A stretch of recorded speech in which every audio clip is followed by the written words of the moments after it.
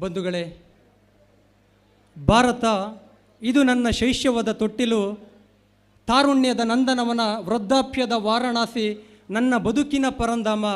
ಇದು ಭಾರತ, ಇದು ಭಾರತ, ಇದು ಭಾರತ.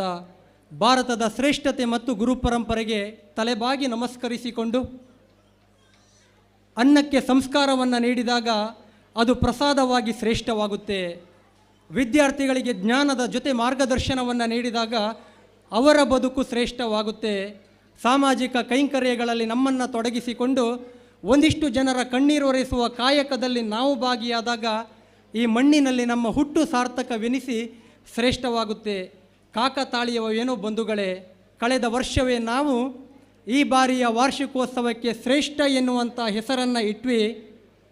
ಯಾರು ಈ ಶಿಕ್ಷಣ ಸಂಸ್ಥೆಯಲ್ಲಿ ಸುದೀರ್ಘವಾದ ಕೆಲಸವನ್ನು ಮಾಡಿದ್ರೋ, ಸಾಕಷ್ಟು ವಿದ್ಯಾರ್ಥಿಗಳಿಗೆ ಜ್ಞಾನಾರ್ಜನೆಯನ್ನು ನೀಡಿದ್ರು, ಅವರ ನೆನಪಿನಲ್ಲಿ ನಿರ್ಮಿಸಿಕೊಟ್ಟಿರುವಂಥ ರಂಗಸೌಧ ಇದೆಯಲ್ವಾ, ದಿವಂಗತ ಭೋಜ ಹೆಗ್ಡೆ ರಂಗಮಂದಿರವನ್ನು ನಮ್ಮ ಜೊತೆ ಇರುವಂಥ ಪ್ರೇಮಾ ಬಿ ಹೆಗ್ಡೆಯವರು ನಿರ್ಮಿಸಿಕೊಡ್ತಾರೆ. ಅವರ ಪ್ರೀತಿಯ ಮೊಮ್ಮಗಳ ಹೆಸರು ಕೂಡ ಶ್ರೇಷ್ಠ.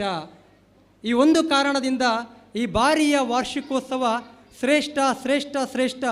ಇದು ಹೆಜ್ಜೆಗಳ ತಕದಿಮಿತದ ಉತ್ಕೃಷ್ಟ ಎನ್ನುವುದನ್ನು ತಮ್ಮೆಲ್ಲರಿಗೂ ಮನವರಿಕೆ ಮಾಡಿಕೊಂಡು ಕಾರ್ಯಕ್ರಮದ ಅಧ್ಯಕ್ಷ ಪೀಠವನ್ನು ಅಲಂಕರಿಸಿರುವಂಥ ಗಣ್ಯಮಾನ್ಯರ ಅನುಮತಿಯನ್ನು ಕೇಳಿಕೊಂಡು ಸಭಾ ಕಾರ್ಯಕ್ರಮಕ್ಕೆ ಚಾಲನೆಯನ್ನು ನೀಡ್ತಾ ಇದ್ದೇನೆ.